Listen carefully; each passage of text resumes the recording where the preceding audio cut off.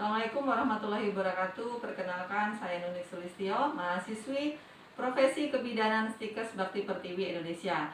Kali ini saya akan melakukan asuhan kebidanan pranikah dan prakonsepsi, yaitu konseling kontrasepsi. Ya Ibu, silakan duduk. Perkenalkan, saya bidan unik ya, yang pagi ini jaga di Polibidan. Ada yang bisa saya bantu Ibu? Ya Bu, jadi ini saya kan habis melahirkan nih, Iya. udah hari ke-40. Nah ini tuh sebenarnya hari ini harusnya kontrol. Cuma saya mau ini dulu konsultasi untuk pasang KB, jadi biar bisa nanti kasih eksklusif 2 tahun. Selamat ya untuk kelahiran anaknya. Kalau boleh tahu nih, sebelumnya pernah menggunakan KB atau pakai kontrasepsi apa sebelumnya? Nggak pernah, ini yang benar-benar pertama kali. Sebelumnya belum pernah ber-KB. Ada rencana kamu KB apa ini? Atau mungkin sudah pernah dengar KB-KB dari orang-orang? Mungkin boleh diceritakan. Oh KB belum tahu sama sekali, makanya mau kesini biar dipilihin KB yang bagus itu yang gimana. Oh iya Bu, tadi datang sama suaminya ya? Iya. Nah, nanti suaminya boleh nanti ikut masuk bergabung supaya nanti ikut bisa dijelaskan juga ya.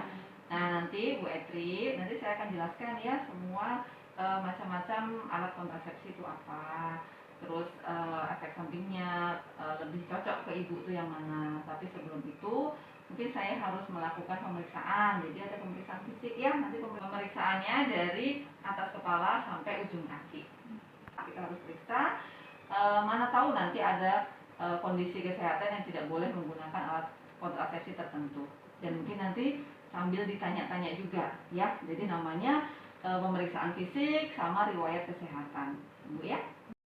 Bu, hasil pemeriksaannya bagus semua ya. Jadi pemeriksaan fisik yang dilakukan tadi hasilnya normal semua, tidak ditemukan ada kelainan ya, alhamdulillah. Nah, dari riwayat kesehatan Ibu Etri juga tadi normal sih, tidak ada riwayat sakit tertentu ya. Ya semoga dari hasil pemeriksaan, dari hasil riwayat penyakit itu tidak ada kontraindikasi atau tidak ada yang tidak boleh untuk menggunakan semua jenis alat kontrasepsi. Jadi insya Allah aman begitu ya. Jadi tinggal saya jelaskan jenis-jenis alat kontrasepsinya. Bu Etri, saya jelaskan ya, ini jenis-jenis alat kontrasepsi. Dari gambar sini nanti bisa Ibu lihat, ini ada kondom, ada suntik, ya, ada pil KB, ada susuk, IUDR atau IUD, AKDR, ada vasektomi, MOW. Nah ini saya jelasin satu-satu. Nah dari macam-macam alat kontrasepsi itu Bu, sebenarnya lebih mudah. Ini saya lihatkan, ini ada. Nah kalau untuk alat kontrasepsi itu sebenarnya ada dua, ada yang hormonal, ada yang non hormonal. Nah yang hormonal itu jenisnya apa saja? Yaitu semua yang diberikan ke ibu, dia bisa mencegah kehamilan tapi menggunakan obat hormonal, itu hormonal ya. Kalau yang tidak hormonal itu tidak menggunakan obat. Contohnya apa? Bisa seperti kondom. Kondom seperti ini tidak menggunakan obat, jadi dia dipakai, tapi termasuk alat kontrasepsi yang sederhana ya. Kemudian IUD atau alat kontrasepsi dalam rahim ya. Nah yang itu tidak ada hormonnya, tapi ada juga yang hormonnya ya. Jadi ada dua sebenarnya, ada yang mengandung hormonal, ada yang tidak mengandung hormonal. Terus ada yang sederhana, ada yang modern. Yang sederhana itu yang simple, kemudian yang modern itu banyak. Bedanya apa? Yang sederhana itu biasanya dia efektivitasnya cenderung rendah, jadi kurang begitu aman kalau misalnya tidak disiplin menggunakan. Nah kalau yang modern itu efektivitasnya atau menjaga agar tidak terjadi kehamilan itu efektivitasnya lebih tinggi. Nah, yang pertama ini yang sederhana ya Bu ya. Yang sederhana ini kondom. Kondom ini melindungi dari kehamilan. Cara penggunaannya di bapaknya yang pakai. Jadi dipakai di alat kelamin bapak. Cara pemasangannya ya. Jadi kondom dari bukaannya pun ada cara-caranya supaya aman ya. Itu cara penggunaannya. Terus harus disiplin ya, kalau menggunakan kondom ya harus menggunakan terus ya. Karena nanti kadang-kadang karena tidak disiplin tuh terjadi kehamilan, kadang bapaknya nggak mau pakai seperti itu. Makanya jadi dikatakan alat kontrasepsi masih bersifat sederhana ya. Kemudian yang modern tuh ada KB pil. Nah KB pil ini macam-macam ya Bu ya.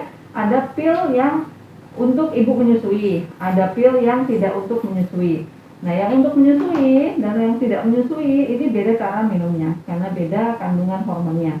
Ya, yang tidak menyusui dan yang menyusui ada aturan pakai dan ada aturan panahnya seperti apa. Mulai meminumnya kapan? Nah, itu ada nanti caranya saya jelaskan.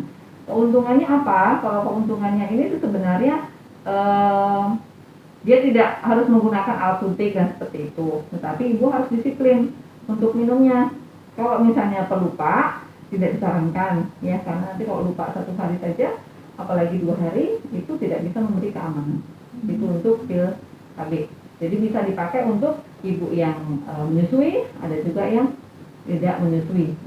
Cuman ya itu tadi harus disiplin ya. Nah, kemudian yang untuk pil KB suntikan. Suntikan ini ada 2. Suntikan yang 1 bulan, ada suntikan yang 3 bulan.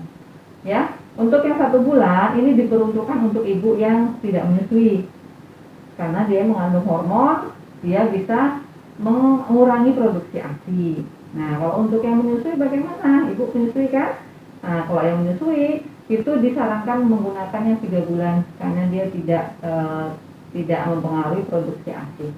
Keuntungannya apa? Ya, keuntungannya ibu nggak bolak-balik harus minum pil KB seperti ini ya. Ibu tidak harus, bapaknya nggak repot-repot pakai kondom. Tetapi untuk yang takut suntik, nah itu tadi dia harus disuntik soalnya.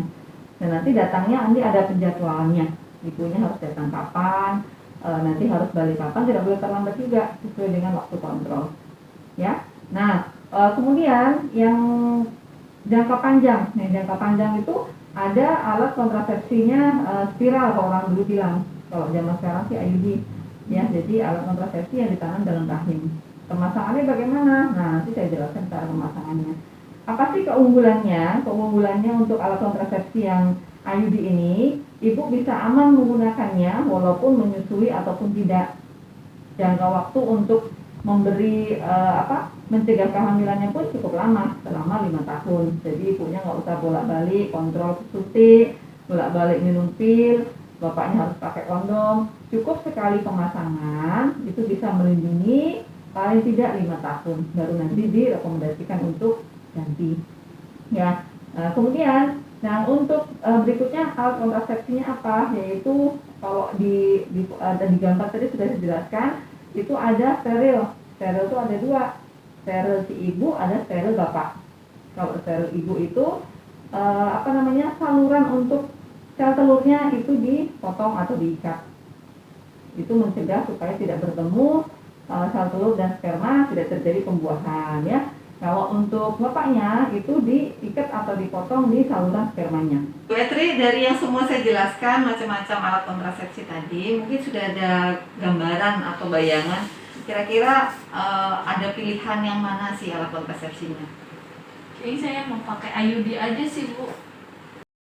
Bagus Bu Etri, untuk pilihannya KB IUD itu pilihan yang sangat tepat ya. Karena Ibu sudah menentukan pilihan ke IUD, saya setuju sekali karena itu pas sekali dengan kondisi riwayat kesehatan ibu aman ya, tidak ada ditemukan yang lain-lain, kelainan pun juga tidak ada, aman ya. Jadi tidak ada kontraindikasi atau diperbolehkan menggunakan alat kontrasepsi yang ini, yang IUD itu. Bahkan dia bisa melindungi tadi sampai 5 tahun Bu. Jadi paling tidak ibu bisa memberikan ASI eksklusif ya kan selama 2 tahun ya. Nah, sekarang saya jelaskan dulu bagaimana sih sebenarnya pemasangannya supaya nanti ibu bisa ternyata mudah ya pemasangannya, jadi nggak nyeri gitu. Kalau orang bilang kan juga agak nyeri gitu ya.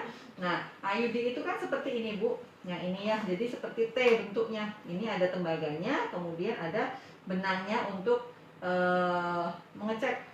Jadi untuk pemasangan itu benang nanti akan dipotong, itu nggak usah khawatir ya. Nah, nanti bagaimana pemasangannya? Jadi Bu Etri nanti itu diposisikan seperti tidur gitu ya, kakinya nanti kita posisikan, kemudian nanti alatnya kecil aja. Jadi ada alat nanti yang digunakan untuk membuka mulut rahimnya. Nah, sebelum dilakukan pemasangan akan diukur dulu Bu rahimnya. Rahimnya akan diukur sesuai atau tidak nih. Supaya apa? Supaya nanti di waktu IUD sudah masuk itu betul-betul tepat dan tidak ada pergeseran setelah pemasangan. Ya. Nah, nanti seperti apa? Nah, nanti di sebelah sini Bu. Nanti Bu Etri bisa lihat ya. Nanti posisinya Ibu Etri sudah diposisikan tadi seperti saya bilang, itu nanti dengan alat tidak akan nyeri Bu, santai aja ya. nanti dimasukkan ke sini. Nah ini IUD-nya di sini ya, jadi dimasukkan dengan alat, didorong, kemudian T-nya ini dia sampai menyangkut membentuk sayap di sebelah kanan dan kiri. Ini aman, dia nggak akan tergeser. Nah kemudian benang itu akan dipotong di sini. Ya, nanti ibu nggak usah khawatir kalau misalnya suaminya terasa sakit, tidak, karena benang ini sangat halus, jadi tidak terasa nanti di sini. Nah, jadi untuk melihat nanti seperti apa, nanti ada waktu kontrol. Jadi waktu pemasangan, setelah pemasangan nanti ibu akan dijadwalkan kontrol berikutnya. Gitu ya bu ya. Untuk efek sampingnya, jadi nanti Bu Etri setelah menggunakan alat kontrasepsi IUD, nanti jangan usah kaget ya bu ya. Mungkin nanti waktu haid itu ada perbedaan. Jadi waktu haid ibu akan mungkin lebih banyak sedikit haidnya ya. Kemudian agak lebih nyeri. Kapan ibunya harus kontrol kalau misalnya tidak normal? Contoh, nyerinya kok hebat sekali, tapi itu jarang terjadi. Maksudnya nggak usah dipikirkan seperti itu ya. Kemudian darah haidnya kok jadi lebih banyak, tapi banyak sekali. Kalau lebih banyak sedikit itu nggak ada masalah sih, karena efek dari benda asing tadi. Jadi dia mengeluarkan darah agak lebih banyak sedikit, tapi tidak usah khawatir. Jika lebih banyak banget, nah itu ibu baru datang kontrol. Bu Etri tidak ada kontraindikasi untuk penggunaan IUD ya, jadi tidak ada dari anamnesa tadi, dari saya tanya tadi tidak ada riwayat nyeri panggul, kan tidak ada ya bu ya. Riwayat infeksi panggul juga tidak ada ya bu ya, tidak ada riwayat haid yang berlebihan yang banyak sekali. Semua itu tidak boleh diberikan tidak boleh diberikan alat kontrasepsi IUD jika ada keluhan-keluhan tadi. Tapi kalau ibu Etri tidak ada ya, jadi tidak ada kontraindikasi, aman untuk menggunakan IUD. Pilihan untuk KB IUD sudah mantap ibu, sudah jatuh ke pilihan IUD ya. Nah nanti sebelum dilakukan pemasangan ada persetujuan tindakan. Ibu tanda tangan persetujuan tindakan pemasangan IUD beserta suami ya. Ibu silakan diisi, dibaca dulu, tanda tangan di sebelah sini ya bu ya.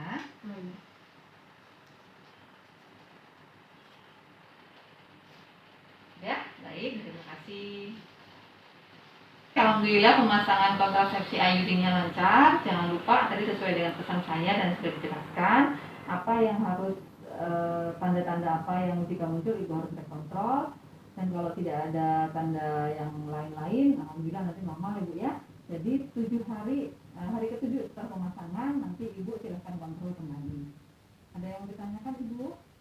Ya, makasih ya Bu Bidan ya. Berarti nanti tinggal kontrol lagi ya 7 hari ya? Ya, hari ke-7 setelah hari ini nanti kontrol ya. Kontrolnya ke sini lagi kan? Ya, ke sini lagi. Apa? Boleh ya, ditunggu ya. Oke, terima kasih ya Bu ya. Ya, sama-sama Ibu. Sehat selalu Ibu. Ya.